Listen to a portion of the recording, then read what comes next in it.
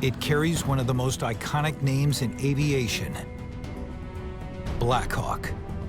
It did everything we wanted it to do.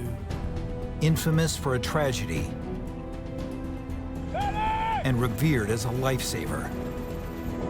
Had this been another type of helicopter, probably none of the crews would have survived. The UH-60 Black Hawk is Army tough. It just can give you everything in that split second when you need it. This is the inside story of how a military workhorse got off the ground and set a new standard for getting in and getting out through the heat of battle.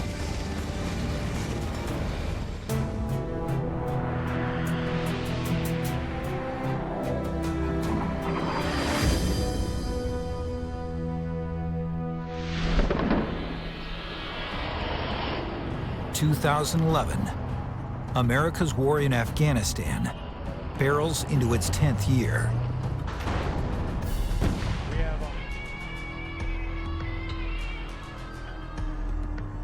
One of its deadliest places, Kunar province. U.S. attention focuses on its remote Wadapur Valley.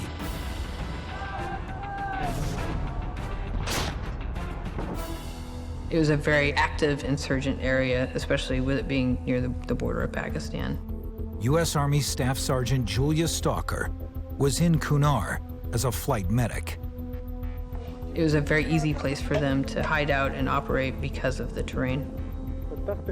On top, coming back down. U.S. commanders hatch a dangerous plan to attack the Taliban on their home turf. They must prepare for U.S. casualties. Medical teams ready 2 Black Hawk helicopters for airlifting wounded from the heat of battle. We were going to be very, very busy. June 25th, high on a ridgeline, Operation Hammerdown opens and meets intense enemy fire. Troops push toward the valley below, but Taliban bullets pin them down. We got disrupted. We set up a defensive position, and we've just been in the defense. Already, soldiers are down and in desperate need of help. The Black Hawks swoop into action. The Black Hawk is the go-to helicopter for medics on a mission. And for good reason. This helicopter that we have right here is our medevac helicopter. It's an HH-60. It's specifically designed for medevac missions. It fits up to 6 stretchers for the wounded, 2 crew members, and life-saving equipment, all in a cabin of 88 square feet. So even with our space constraints, I am able to provide care just like almost any emergency room would. Medevac Blackhawks can save lives if they can get to the patients. In the Wadapur Valley, 2 Blackhawks race towards the injured. One shot soldier's condition is critical. The longer troops stay put with the wounded, the bigger target they all become.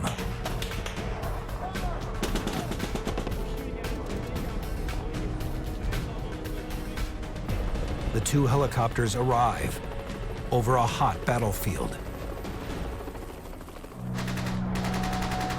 There was small arms fire, RPGs. It was a very, very active battlefield.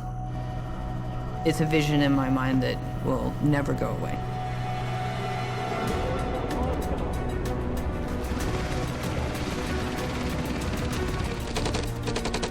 Insurgents hit the first Black Hawk. They seriously damage hydraulics critical to flight performance. Pilot muscle alone isn't enough power to control a Black Hawk's main rotor or tail rotor. 2 hydraulic systems, plus a third backup system, run from nose to tail for the heavy lifting. Hydraulic fluid flows through pumps, valves, and lines to supply 3,050 pounds per square inch of pressure. If one system goes down, the backups kick in. But it's only a temporary fix for a potentially lethal problem.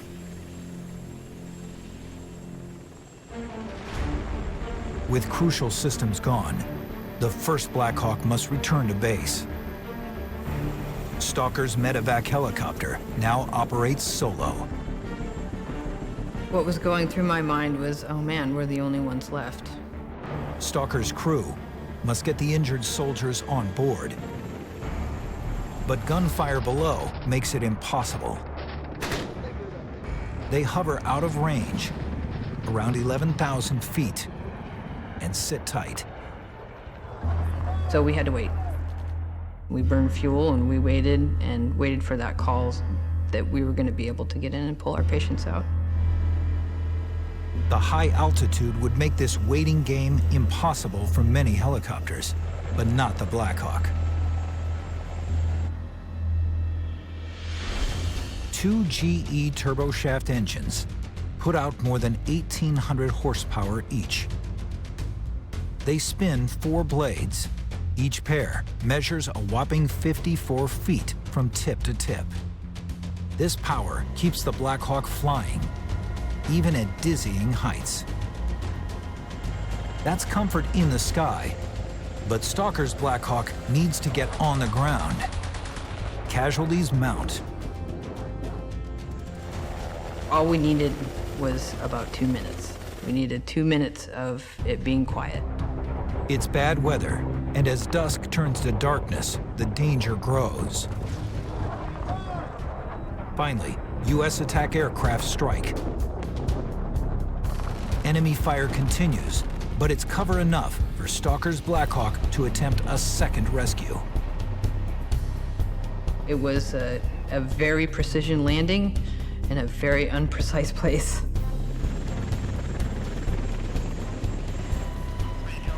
They find a narrow opening between trees on the side of a mountain and hover with one wheel on the roof of a house, just long enough to load a critically wounded soldier. Stalker's team stabilizes him and gets him to surgery in time to save his life. It is the coolest aircraft out there for this particular mission. Stalker credits the Black Hawk for their success. The Army credits her and her crew. They each receive the Distinguished Flying Cross. Since the Black Hawk was introduced, battlefield survival has risen 75%.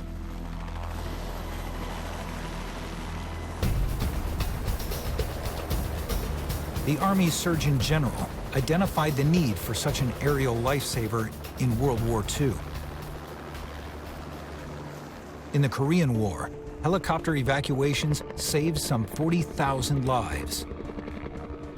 They not only served as air ambulances, they doubled as aerial troop carriers.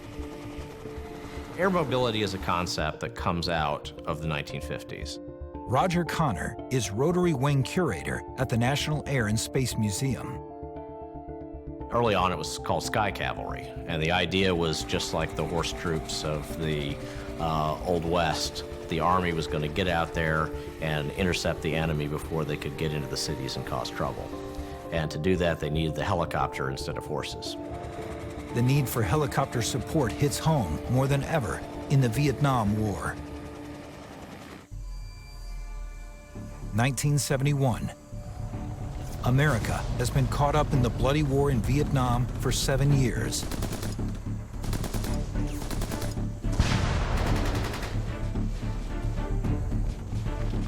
The Army has 165,000 troops on the ground and the latest in air transport to get them around. The Army's go-to helicopter is the Bell UH-1 Iroquois, commonly called the Huey. The Huey had a number of advantages going for it. It was a simple aircraft, and most importantly, it was cheap and easy to build. The Huey is front and center during almost every battle of the war, making it a prime target. About 2,500 Hueys, or about half the total that served in Vietnam, were actually shot down at one time or another. And so if the aircraft went down on impact, it was not as survivable as it might be. The Huey's performance falls short in other ways too. Its engine can't take the heat. Vietnam was an extremely difficult environment for helicopters.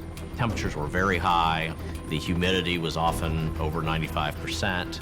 To operate in those conditions really required an engine that was going to generate a lot of excess thrust to carry it through that difficult environment. As the temperature goes up, the Huey's ability to transport troops goes down. If it was hot and humid, you couldn't carry as many troops on an individual sortie, so you would have to fly more runs to bring more troops in, and that greatly complicated the missions.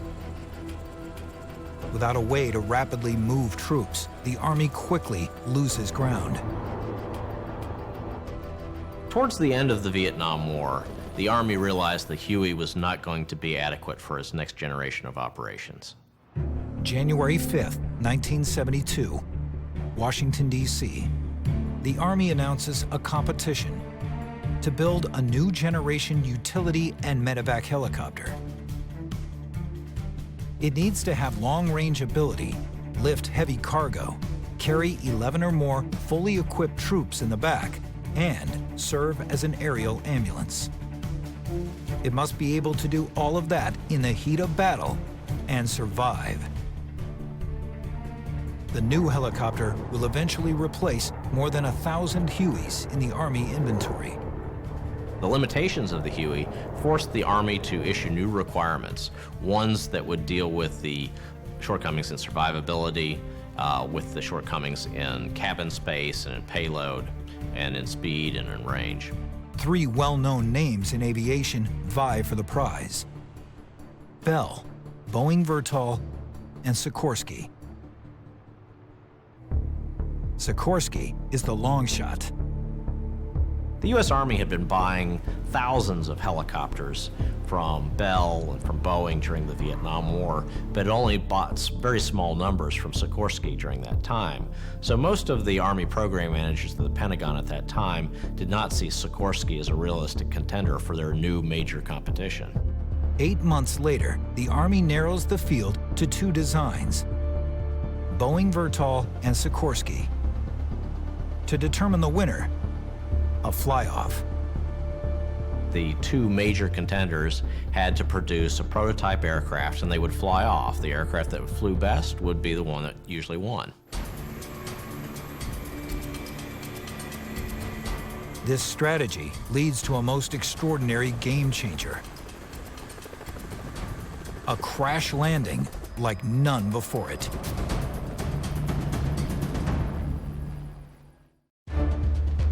The Army gives Boeing Vertol and Sikorsky 4 years for each of them to manufacture a helicopter.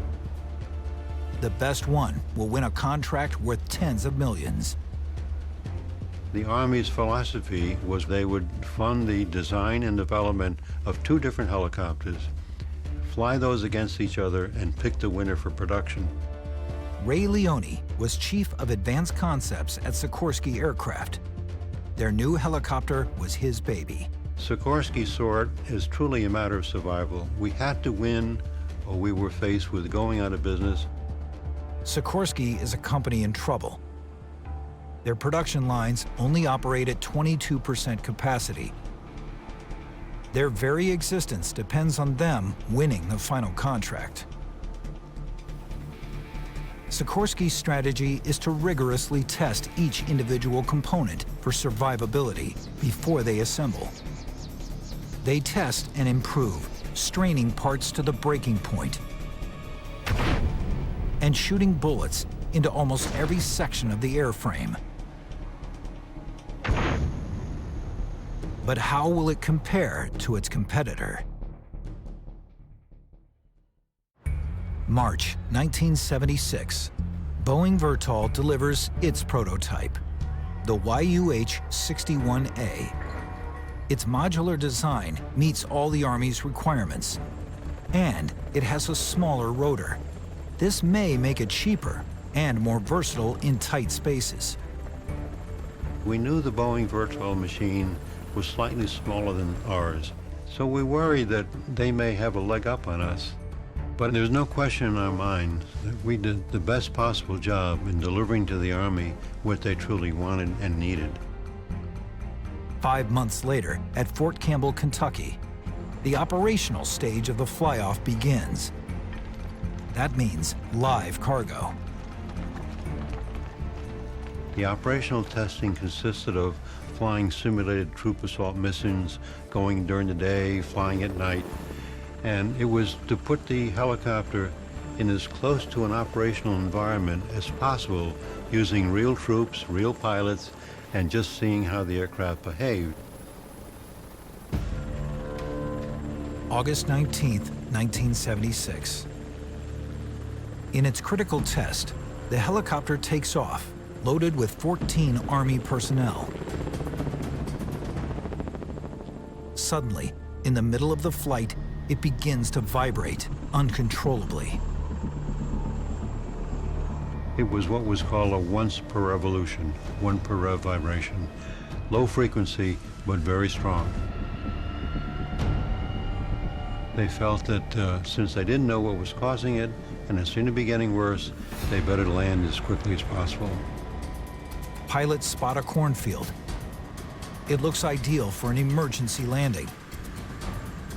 But in the dark, they get it wrong.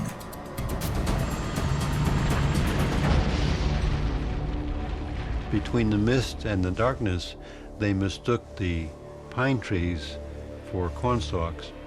The helicopter crashes hard into the trees. Aboard, 2 pilots and 12 soldiers. I answered the phone 1 o'clock in the morning at home, and they said, one of your helicopters just crashed in the woods and was full of Army troops. And I said, well, what were the injuries? Were there any fatalities? And they said, sorry, we can't tell you that. You better get down to Fort Campbell just as quickly as you can. Leone, rescue teams, and Army investigators race to the scene. It's not what anyone expected. There were no fatalities. In fact, there were no injuries. More than that, the helicopter shows little damage. There was some dents and nicks and tears on the airframe, but nothing substantially wrong. The cause of the vibration is an easy fix, and 3 days later, the crashed helicopter flies out of the forest and back to base. What could have been its demise becomes a moment of triumph. The August 1976 crash was one of the few moments in aviation history where a crash has been very fortunate. In this case, the crash demonstrated the real survivability to an extent that no other demonstration could have done. 2 later crash landings proved the point even further. This is a Huey, the helicopter to be replaced.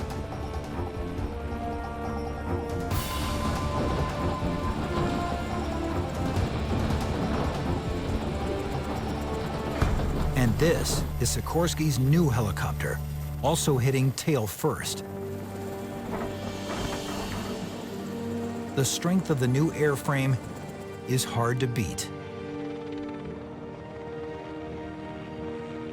I'm rather pleased to announce to you that the Army has selected Sikorsky Aircraft as the winner of the UTAS competition.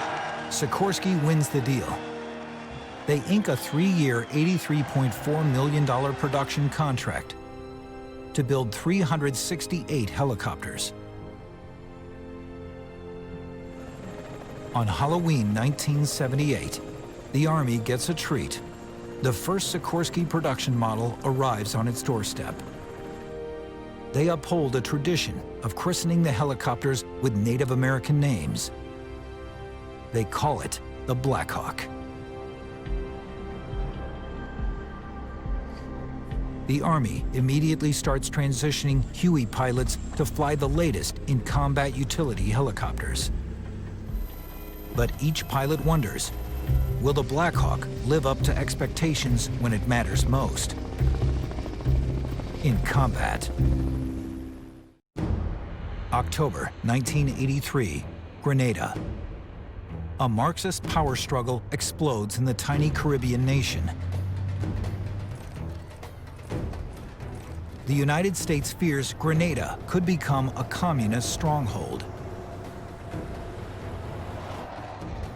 President Ronald Reagan reacts with force. Early this morning, forces from 6 Caribbean democracies and the United States began a landing or landings on the island of Grenada in the Eastern Caribbean. It's the first conflict since Vietnam, and the pressure is on for a quick victory.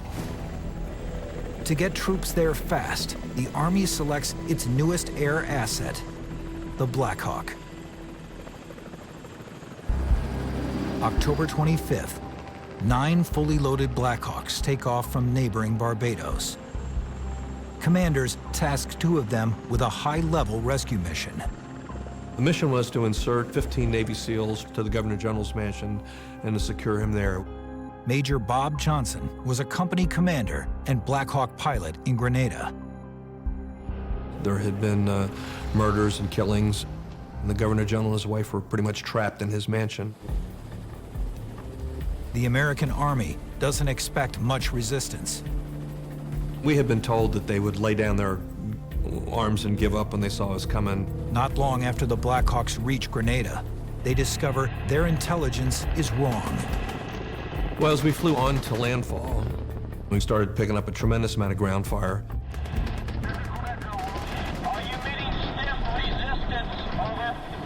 We were pretty much taking it from every direction with pretty much everything they had, so it made things a little tense. The Black Hawks maneuver through the gunfire. Finally, they arrive over the governor's mansion. We kicked out the fast ropes, and the SEALs went down the fast ropes. But as the SEALs unload, so does the enemy. Somebody opened up on our aircraft from directly below with an AK-47. A blast of bullets hits the Black Hawk. But what may have been fatal to another helicopter is not here. Seats made from boron carbide armor save the pilot. But it's not over. Aircraft is designed to survive small arms fire. It doesn't mean that it can't be penetrated. As Johnson maneuvers away, an enemy fighter hits his target. One round came up just beyond the edge of the seat. My leg flew up off the floor, and it looked like you took a hunk of hamburger about the size of a softball, put a firecracker in it, and set it off inside the cockpit. At that point, I knew that things weren't going real well. The bullets keep flying, but so does the Black Hawk. When one of the Black Hawk's 2 fuel tanks takes a hit, instead of exploding or leaking, it employs a technology developed for aircraft before World War II. Layers of rubber and sealant cover the inside wall of the Black Hawk's 2 connecting fuel cells. When bullets pierce them, the rubber instantaneously returns to its original position and fills the holes. The Black Hawk takes this technology a step beyond the tanks. It also has self-sealing fittings that connect self-sealing fuel lines. These fittings are a world first. Johnson doesn't have to worry about the fuel leaks, but nothing aboard will plug the hole in his leg. We had been briefed that if anybody needed medical evacuation, that the Navy was in the area, the USS Guam was available, so the other pilot decided we were going to fly to the Guam, so that's where we went. The beat-up Black Hawk flies fast toward the USS Guam. 15 minutes later, it lands on deck, where emergency crews seen here act fast. Before the Black Hawk, post-crash fires were a #1 cause of crew death. But no more. They took me down to the sick bay, pumped me full of morphine, prepped me for surgery. Maintainers tally the battle damage to the helicopter. Depending on how you count the bullet holes, somewhere between 42 and 48 bullet holes in my Black Hawk. It's an incredible tally. The Black Hawk proves it's a tough bird to kill in combat. In just 4 days, Black Hawks fly dozens of combat missions. They whisk away the governor, help rescue more than 700 American citizens, and transport troops to secure the island. After Grenada, I think everyone viewed the Black Hawk as an aircraft that could take a tremendous amount of punishment, that could be counted on to get you where you're going, to accomplish your mission and bring you back home safely. It's a baptism of fire and a swift victory. But a 4-day invasion in the tropics sounds like a vacation compared to what comes 7 years later.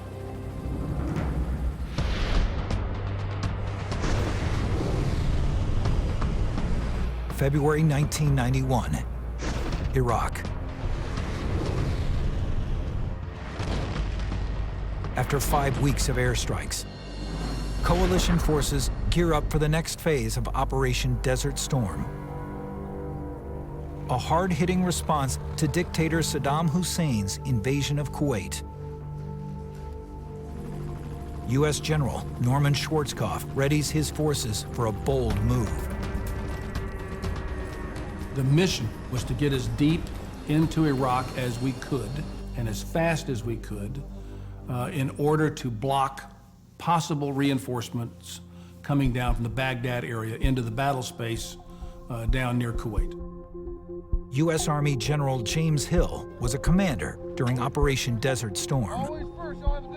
In order to do that, you had to get about 250 miles inside Iraq. Commanders need U.S. attack helicopters to block enemy movement deep inside Iraq. But there's a hitch. There was a refueling issue. You needed a gas station halfway between to refuel the helicopters. Simply put, the helicopter couldn't do the operation without the refuel point. So it was absolutely critical. There are no desert gas stations to service an American invasion force. So mission planners decide to build one, 93 miles behind enemy lines. They call it Forward Operating Base Cobra. The whole purpose of FOB Cobra was to seize a piece of ground, bring about 450,000 gallons of fuel into the desert and put it out there so that we could then logistically resupply the other assets of the division as it had to go forward out into the battle space. Iraq has the 4th largest army in the world. Sneaking into the country to build a gas station won't be easy. Commanders call on the Black Hawk. But the helicopter is unproven in a desert environment. The new enemy, sand. Sand in general was always an issue because you get sand ingested into the turbine parts, into the rotor parts. Sand was always a major concern. The entire outcome of Desert Storm could hinge on this refueling base being ready for the invasion force. And it's counting on the Black Hawk to make it happen. February 24th, 1991, 7:30 a.m. Tactical Assembly Point Campbell, Saudi Arabia. 60 troop-laden Black Hawks from the 101st Airborne Division take off for their 93-mile flight into Iraq. It's the first wave of the largest air assault in military history. We had to do the refueling point almost immediately because we wanted to put attack assets very quickly out beyond where we were at FOB Cobra. The biggest threat that we feared was enemy air defense systems along the route. I mean, we'd done a lot of looking from satellites and that kind of stuff, but you never know for sure what's there. It is a big piece of desert, and we had never flown it the whole way, so we didn't know, so we were concerned about that. Black Hawk pilots speed across 90-plus miles of desert in 40 minutes at just 10 feet above the ground. as they prepare to land, a shock discovery. An entire enemy battalion is located right where Black Hawk pilots plan to establish the crucial refueling base. 400 plus Iraqi soldiers who started, and they were in dug-in positions, and they started firing at us.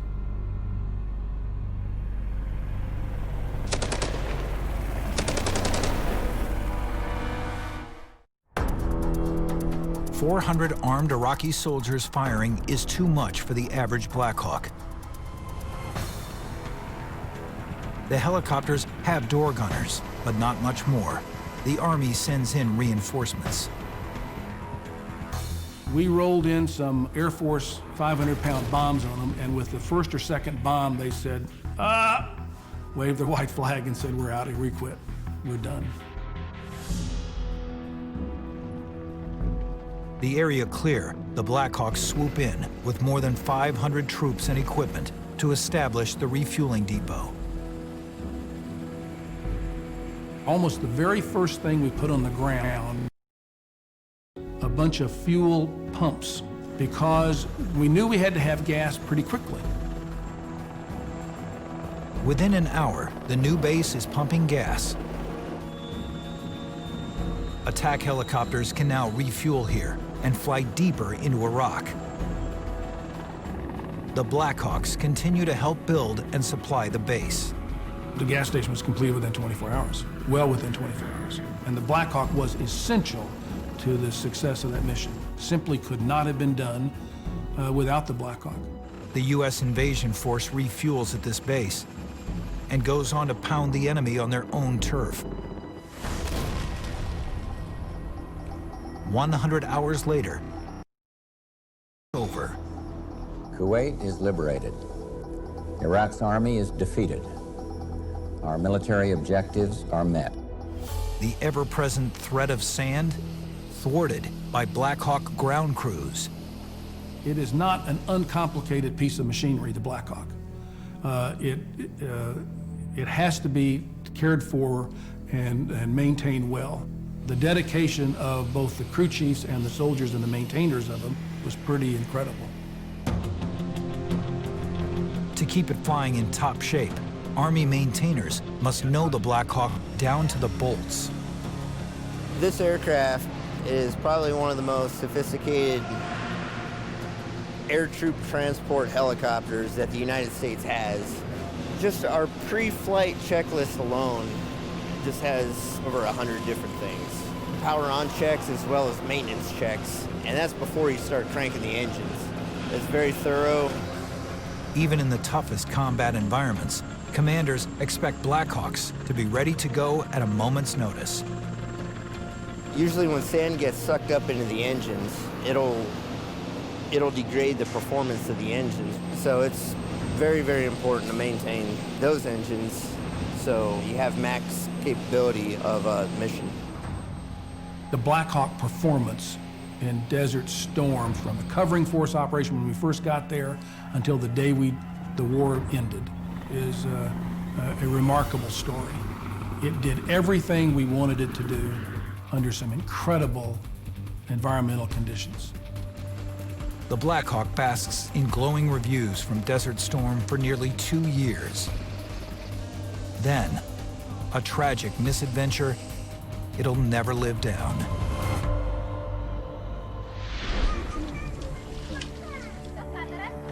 (1993) Somalia. A 2-year-long civil war escalates in a nation seized by warlords. Severe famine and violence claim the lives of 500,000 and displace 1.5 million more.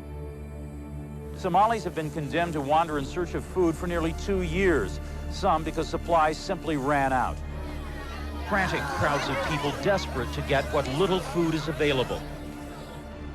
UN and U.S. relief efforts do little to curb rampant corruption and starvation.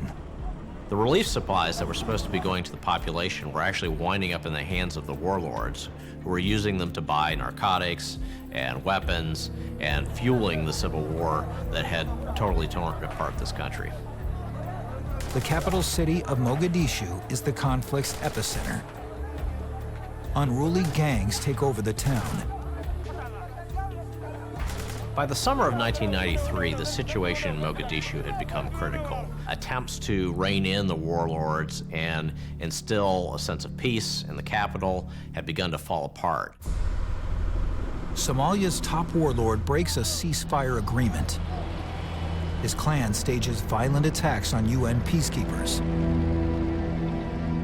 The U.S. sends in an elite military group to bring down those responsible.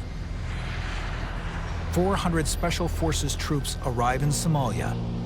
They're called Task Force Ranger. October 3rd, 4 Special Ops Blackhawks depart from Mogadishu. On board, Task Force Ranger commandos. Their aim, to capture a Somali warlord's top lieutenants. The expectation was that this was going to be a snatch and grab operation. They would be in and out within a fairly short period of time before any effective response could be generated. The Black Hawk pilots fly towards the heart of Mogadishu. All going to plan, the mission will be over and done within an hour. Task Force Ranger thought it had the element of a surprise. They were expecting small numbers of forces, lightly armed. Moments after the Blackhawks reach their target location, the mission goes terribly wrong. As the Blackhawks arrived and began fast roping in the Delta Force operators, one of the aircraft was struck by an RPG, went out of control, and crashed several blocks nearby. The attack kills both pilots. The 2 crew chiefs and the 2 Delta snipers on board lay injured, but alive. Once the first Blackhawk goes down, the mission is totally changed. It becomes now a search and rescue operation. This means that instead of just snatching the couple lieutenants and getting back out, they're going to have to send in a response team on the ground to try and recover the injured personnel. 2 more Blackhawks hover nearby and await orders. But before they know it, the situation gets even worse. One Blackhawk already smolders in the streets of Mogadishu. 2 dead, 4 injured survivors. Then, one of the remaining Blackhawks also takes a hit. One of the Blackhawks is also struck by an RPG, loses its tail rotor, and crashes into the street.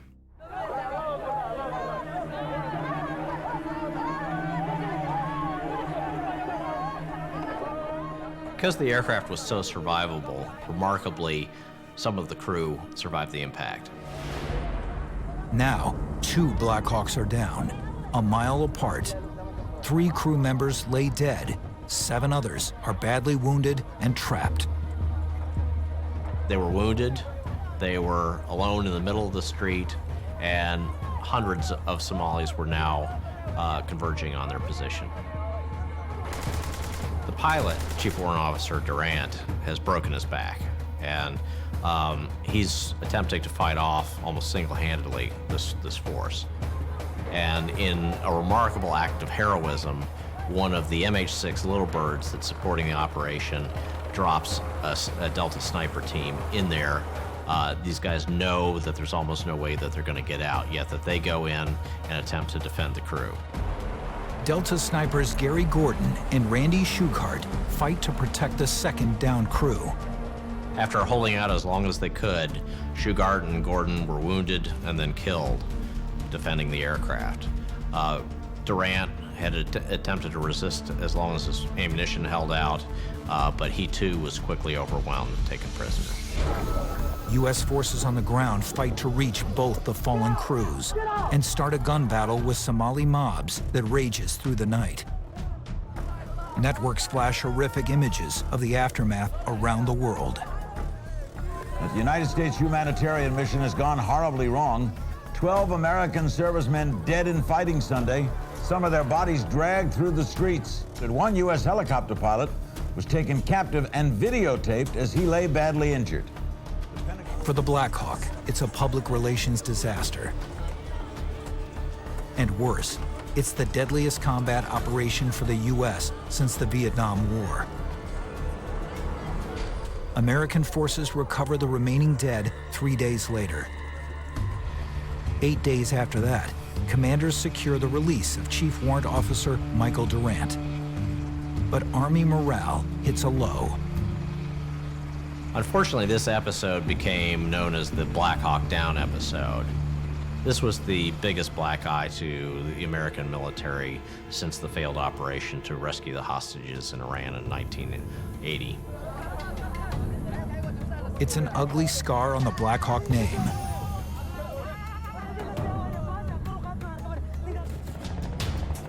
The chance to rebuild its reputation finally comes with a new conflict, where it must counter a more pervasive and far more lethal enemy. January 2007, Iraq. 168,000 Allied troops patrol the country.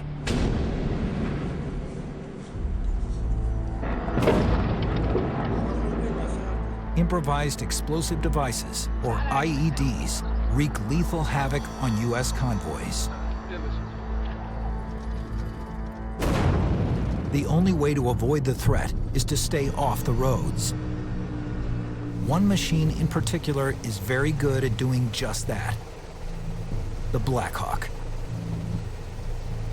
People wanted to fly with us in the Black Hawk because they knew it was safer to be transported in the air than on the ground. Captain Jennifer Johnston was a Black Hawk mission leader during Operation Iraqi Freedom. Everybody that asked for a ride, we tried to give them a ride. The troops catch on that they are safer in air transport than ground transport. Keeping up with demand exhausts the pilots.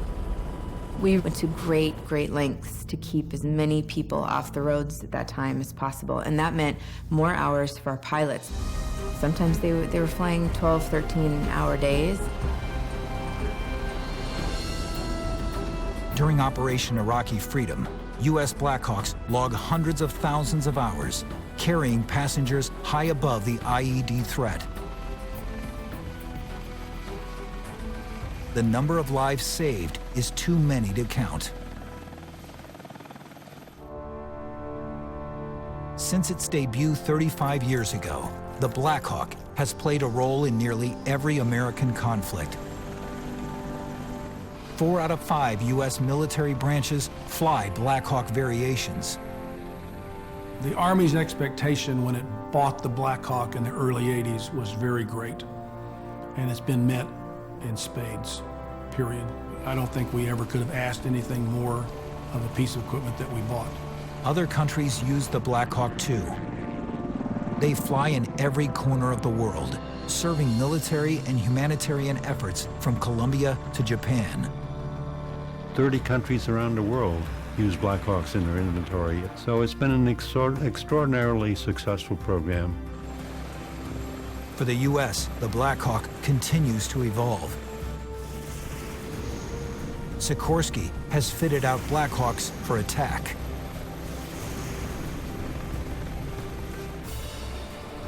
Some models can deploy a retractable probe, hook up to a fixed-wing tanker, and refuel mid-flight, dramatically increasing the helicopter's range for special operations. And in May 2011, Special Forces raid this compound and kill Osama bin Laden. They leave behind clues to the first operational stealth helicopter. Reports say a modified Black Hawk. This is going to be the most specialized tool that we have in our toolbox. This is something you're only going to take out once in a while under very extraordinary scenarios. After numerous upgrades, the Black Hawk stands as one of the safest helicopters in the U.S. arsenal. Now, engineers work to take pilots out of the equation altogether with the first unmanned Black Hawk. In future conflicts, automation will play a much greater role. This includes unmanned helicopters, but also helicopters that are what are called optionally manned. This means helicopters that you could fly in with a pilot, But if things are too hazardous, you could send it in as a robot, just simply by. The 4,000th Black Hawk model just rolled off the assembly line, and there is no end in sight. The Army expects the UH-60 Black Hawk to remain in service for decades to come. Every combat operation that we have yields a lot of lessons learned, and it's much more survivable now than it was initially in 1983, and they're continuing to make improvements as they learn. The Black Hawk is one of the hardest working helicopters in the U.S. inventory. Mission after mission, soldiers and engineers have learned from tragedies and expanded its capabilities. Daring, powerful, shockingly resilient, the UH-60 Black Hawk is the best in its class, getting America into and out of the fight, saving time and lives.